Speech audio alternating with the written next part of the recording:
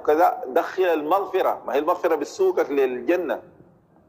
الله قال أولئك يدعون إلى النار والله يدعو إلى المغفرة والجنة، إلى الجنة والمغفرة بإذنه، إلى الجنة والمغفرة بإذنه. المغفرة بتوديك الجنة، تؤهلك إلى رحمة الله سبحانه وتعالى. لا يدخل أحدكم الجنة بعمله، عشان كده اغفر لي وارحمني. فسبحان الله المؤمن يتأدب مع الله، كلما تأدب ربنا بيديه. الليل والنهار من آيات الله الكونية، وأكثر آية تكررت في القرآن في الكونية آية الليل والنهار، ثم نزول الماء من السماء. في آيات كونية كثيرة في القرآن، لكن أكثر آية تكررت آية الليل والنهار. معناها الإنسان محتاج يقف مع الليل والنهار، وآية الليل والنهار ما بتخفى على أحد. يعني الليل والنهار ما بيخفى على أحد، ولا بيتغالطوا ناس إنه هسه نحن في الليل ولا في النهار يا إخوان، لكن الناس بيغفلوا عنا. ولا الطفل الصغير لما الليل يجي بيخاف الحاصل شنو، وين النور ما في، ما مين ما قام لقى الحكايه ماشيه كده. ولا الطفل الصغير بيستغرب لما يلقى الواطه فتحت الصباح عادي جدا، ما في حاجه يعني، ما في حاجه. احنا هو شيء عجيب جدا، يعني الليل والنهار فرق الليل من النهار ضرب المثل. فلذلك الناس بيحتاجوا يقفوا مع هذه الآية.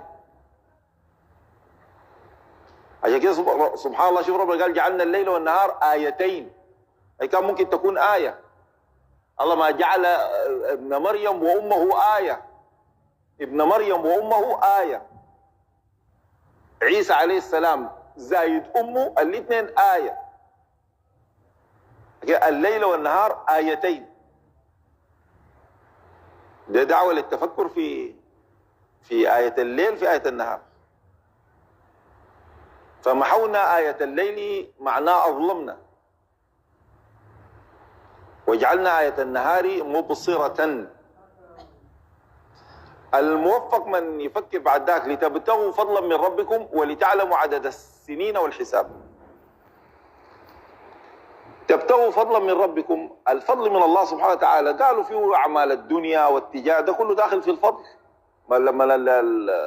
ما هو القرآن بيفسر بعضه البعض. لما أشكل على جماعة من الصحابة في الحج، واحدين شغالين تجارة، يبيعوا ويشتروا، واحدين يأجروا ويشيلوا أحمال الناس وياخذوا قروش. فواحدين قالوا أنتوا جايين تحجوا ولا جايين دايرين قروش أنتوا؟ فلما أخبروا النبي عليه الصلاة والسلام قال والله في أصحابنا اعترضوا علينا، أنزل الله عز وجل ليس عليكم جناح أن تبتغوا فضلا من ربكم، وأنزل الله تعالى ليشهدوا منافع لهم. فتبتغوا فضلا من ربكم، هنا لتبتغوا فضلا من ربكم ولتعلموا عدد السنين والحساب. لكن لما يقول لك فضل من ربكم، عشان مهما كان عندك الشغل الدنيا والدار تشتغله، تذكر اسأل الله من فضله، تذكر الاستعانة بالله تعالى على أداء ما عليك. عشان كده ربنا بيربط الفضل في كل القرآن، بيربط بالله جل جلاله. إن الفضل بيد الله، إن الفضل بيد الله. مهما كان الإنسان تفضل بشيء، الفضل كله من الله سبحانه وتعالى. وده بيجعل الإنسان يستعين بالله في أموره كلها، وبيجعل الإنسان يتواضع لربه سبحانه وتعالى. وإذا قدم أي معروف لأحد من الناس، ده ما مني أنا وإنما من الله سبحانه.